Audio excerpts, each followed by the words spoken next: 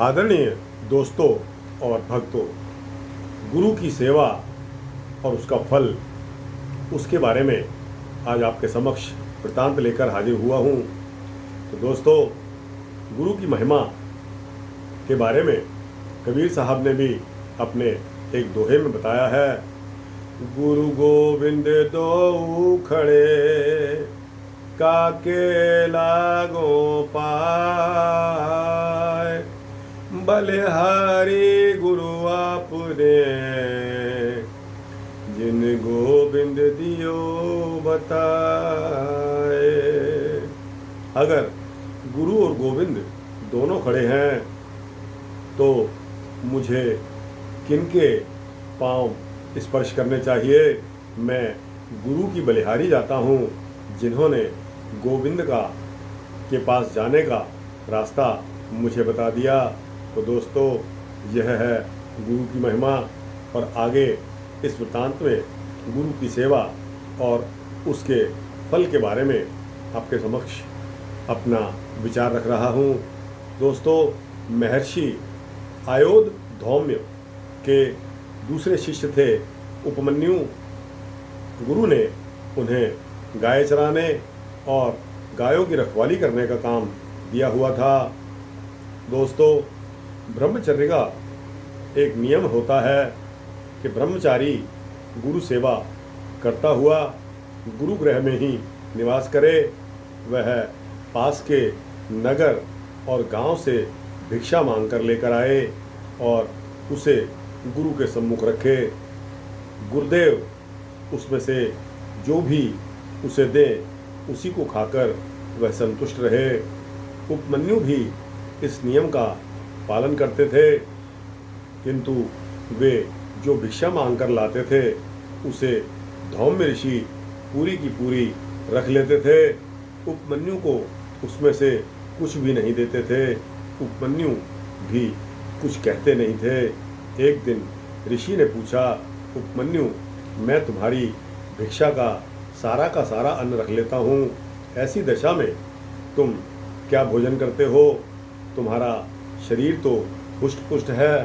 उपमन्यु ने बताया कि भगवान, मैं दोबारा भिक्षा मांगने जाता हूँ और दोबारा लेकर आता हूँ। ऋषि बोले, यह तो तुम अच्छा नहीं करते, इससे गृहस्थों को संकोच होता है, दूसरे भिक्षार्थी लोगों के जीविका हरण का पाप होता है। उपमन्यु ने स्वीकार कर लिया कि वे फिर ऐसा नहीं करेंगे। कुछ दिन बीतने पर ऋषि ने फिर पूछा, उपमन्यु, तुम आजकल क्या भोजन करते हो? उपमन्यु ने बताया, भगवान, मैं इन गायों का दूध पी लिया करता हूँ। ऋषि ने डांटा, गायें तो मेरी हैं, मेरी बिना आज्ञा के इनका दूध पी लेना तो अपराध है। उपमन्यु ने दूध पीना भी छोड़ दिया।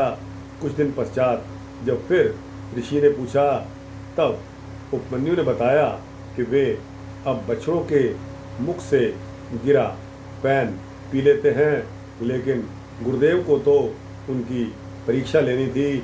उन्होंने कह दिया, ऐसी भूल आगे से मत करना। बछड़े बहुत ही दयालु होते हैं, तुम्हारे लिए वे अधिक दूध झाग बनाकर गिरा देते होंगे और स्वयं भूखे रहते होंगे। उपमन्यु के आहार के सभी मार्ग जब बंद हो गए, उन्हें गायों के पीछे दोस्तों, मुझे वायरल फीवर हो रहा है, उसके चलते भी मैं यह वीडियो बना रहा हूँ। तो दोस्तों, जब उपमन्यु के आहार के सभी मार्ग बंद हो गए, उन्हें गायों के पीछे दिन भर वन दौड़ना पड़ता था। एक दिन उन्होंने उनको भूख लगी, दूसरा कुछ नहीं मिला, तो विवश होकर उन्होंने आक के पत्ते खा लिए। उन विषैले पत्तों की गर्मी से उनके नेत्र की ज्योति चली गई और वे अंधे हो गए। दिखाई न पड़ने के कारण वे वन में घूमते समय एक जलहीन कुएं में जा गिरे। सूर्यास्त हो गया था। गायें बिना चरवाहे के लौट गई, किंतु उपमन्यु नहीं लौटे। ऋषि चिंतित हो गए। मैंने उपमन्यु का भोजन सर्वथा बंद कर दिया, वह रुष्ट होकर कहीं चला तो नहीं गया। शिष्यों के साथ उसी समय वे वन में पहुँचे और पुकारने लगे कि बेटा उपमन्यु, तुम कहाँ हो? उपमन्यु का स्वर सुनाई पड़ा, भगवान मैं यहाँ कुएं में पड़ा हूँ। ऋषि कुएं में के पास गए। पूछने पर उपमन्यु ने अपने कुएं में गिरने का कारण बता दिया। अब ऋषि ने उपमन्यु को देवताओं के वैद्य अश्विनी कुमार की स्तुति करने का आदेश दिया। गुरु आज्ञा से उपमन्यु स्तुति करने लगे। एक पवित्र गुरु भक्त ब्रह्मचारी अगर स्तुति करे और देवता प्रसन्न ना हो तो उनका देवत्व टेकेगा ही कितने दिन। उपमन्यु की स्तुति से प्रसन्न होकर अश्विनी कुमार कुएं में ही प्रकट हो गए और बोले, यह मीठा कुआ ले लो और इसे खा लो। नम्रतापूर्वक उपमन्यु ने कहा, गुरुदेव को अर्पण किए बिना मैं कुआ कैसे खा सकता हूँ?